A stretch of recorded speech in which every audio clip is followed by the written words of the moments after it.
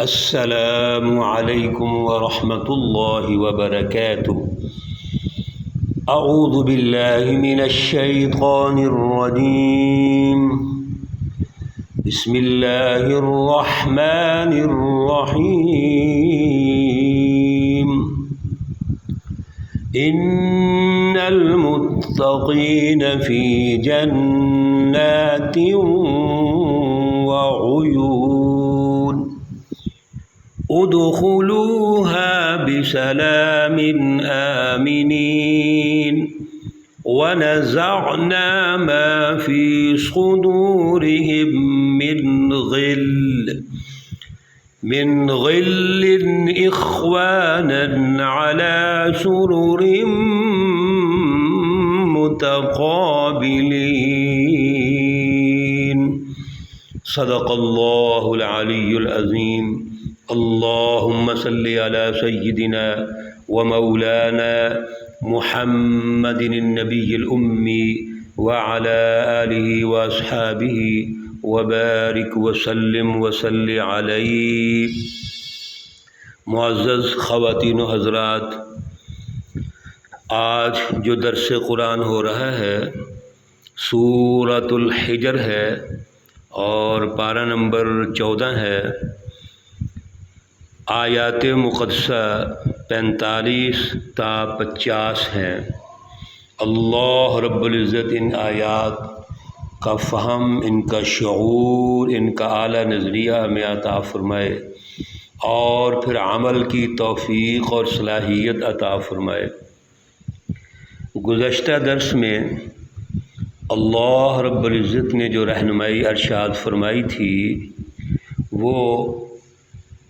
وہ طبقہ یا وہ جماعت جو حزب اللہ کہلائے گی، اس کا آغاز، اس کے لیڈر، قائد، رہنما حضرت آدم علیہ السلام کو اللہ نے اپنا جانشین کے طور پر نامزد فرمایا۔ ایک وہ جماعت جو حزب الشیطان کہلائے گی، اس کا جو رہبر، لیڈر اور قائد ہے وہ ابلیس، شیطان کو اللہ نے قرار دے دیا تھا۔ اور پھر دونوں کے جو آگے کردار ہیں، ان کی خصوصیات ہیں، وہ اللہ رب العزت نے واضح ارشاد فرمائی تھیں کہ ایک وہ طبقہ ہے جو صالحین کا ہے، جو اللہ رب العزت کے جانشین ہیں، اللہ رب العزت کے اصول و ضوابط اور ان کی رہنمائی کے مطابق اپنا کردار ادا کریں گے، وہ حزب اللہ ہے، وہ اللہ کی جماعت ہے، وہ سچے لوگ ہوں گے۔ اور ایک وہ جماعت ہوگی جو شیطانی کردار ادا کرے گی، جو ظلم قائم کرے گی، انسانیت میں پھوٹ پیدا کرے گی، جیسا کہ شیطان ابلیس نے یہ مہلت مانگ لی کہ مجھے اب اتنا وقت ملنا چاہیے کہ دنیا کے آخری انسان تک میرا وجود قائم رہے۔ اس سے مراد اصل میں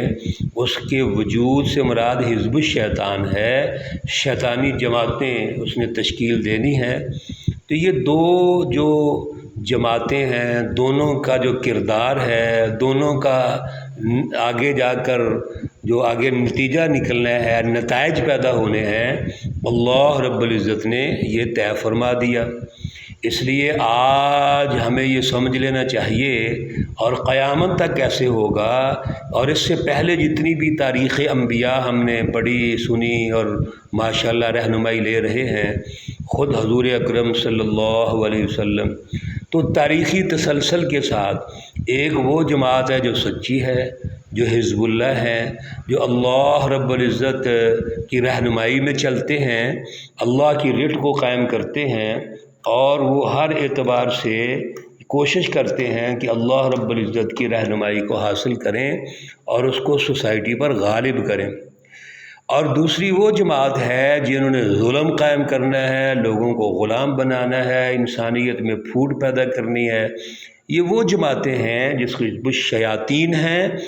اور یہ سوسائٹی میں جو کردار ادا کریں گی وہ منفی ہے۔ تو ایک طرف اللہ کے اخلاق جن کی رٹ ہوگی وہ اللہ کی جماعتیں، دوسری طرف شیطانی اخلاق و خصوصیات جن کی رٹ قائم ہوگی وہ شیطانی جماعت، یہ مقابلہ رہے گا، یہ کشمکش رہنی ہے۔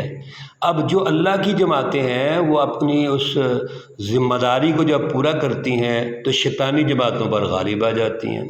اور کبھی سستی کا مظاہرہ کریں گے تو شیطانی جماعتیں غالب آ جائیں گی۔ لیکن یہ بات یاد رکھیے، کامیابی مومنوں کو ملے گی، کامیابی اللہ کی جماعتوں کو ملے گی۔ اس لیے اللہ رب العزت نے جہنم والے جو حزب الشیاطین ہیں ان کے متعلق یہ ارشاد فرما دیا تھا کہ لہا سبعۃ ابواب لکل باب منہم جزء مقسوم، جہنم کے 7 دروازے ہیں اور ہر دروازے سے ایک کیٹیگری کے لوگ داخل ہوں گے۔ آج اللہ رب العزت نے مومنوں کی صفات ارشاد فرمائی ہیں کہ مومن لوگ کون ہیں اور ان کے جو نتائج ہیں وہ کیا ہوں گے۔ ان المتقین فی جنات وعیون، بے شک جو متقین ہیں، پرہیزگار ہیں، مومنین ہیں، حزب اللہ ہے، اللہ رب العزت ان کو یہ انعام عطا فرمائیں گے کہ وہ باغات میں ہوں گے، چشموں میں ہوں گے۔ ادخلوها بسلام آمینین، اللہ رب العزت ان سے یہ کہیں گے آپ داخل ہو جائیں اور آپ سلامتی میں ہیں، امن میں ہیں۔ ظاہر ہے جنت اس جگہ کو کہتے ہیں جہاں امن ہو، جہاں سکون ہو، جہاں خوشحالی ہو، ہر طرف محبت ہو، ہر طرف ایک دوسرے کے ساتھ جب ملیں تو بڑی اچھی نظر سے ملیں، چاہت سے ملیں، ایک دوسرے کا احترام اکرام، حقوق و فرائض پورے ہو رہے ہوں، اس ماحول کو جنت کہا جاتا ہے۔ یہی جنت عرضی ہے جو سب سے پہلے اللہ تعالیٰ انسانوں کو دنیا میں دیتے ہیں جب وہ عدل کا نظام قائم کرتے ہیں، انسانی حقوق کا نظام قائم کرتے ہیں، اللہ رب العزت کی رٹ کو قائم کرتے ہیں۔ اور یہی جہنم عرضی ہے کہ جب ظلم کا نظام ہوگا، جب شیطانی جماعتوں کا نظام ہوگا تو دنیا کے اندر معاشی بدحالی آئے گی، سیاسی بدحالی آئے گی، فکری بدحالی آئے گی، اور پھر جو معاشرہ تشکیل پائے گا وہ کھینچا تانی کا ہوگا، انفرادیت، مفاد پرستی، لالچ، خود غرضی، یہ ساری چیزیں غالب آ جاتی ہیں۔ تو جنت کا جو ماحول ہے وہ تو پرامن ہے، پرسکون ہے۔ وَنَزَعْنَا مَا فِي صُدُورِهِم مِّن غِلٍّ، بڑا خوبصورت اللہ رب العزت نے ارشاد فرمایا،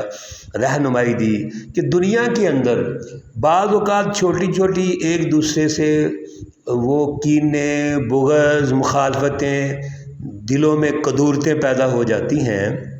لیکن اللہ رب العزت ان تمام کدورتوں کی صفائی کر دیں گے۔ حدیث پاک میں آتا ہے کہ جس وقت جنتی جنت میں جانے لگیں گے تو اللہ رب العزت ان کو ایک ایسا پانی پلائیں گے جس سے دنیا کی جتنی بھی کوئی غلاظتیں تھیں، دنیا کے اندر آپس میں کوئی عداوتیں تھیں، بغض، کینہ، مخالفت، یعنی کسی عنوان سے بھی، وہ بالکل دلوں سے صاف اور پاک ہو جائے گی۔ تو اللہ رب العزت فرماتے ہیں ہم ان سے چھین لیں گے، ان کے سینوں میں، ان کے دلوں میں جو بھی کوئی تنگی ہے، خفگی ہے، ناراضگی ہے، اور ہوگا کیا، اخواناً، وہ سب بھائی بھائی بن جائیں گے، اعلی سرور متقابلین، اور تختوں پر آمنے سامنے بیٹھے ہوں گے، جیسے بڑے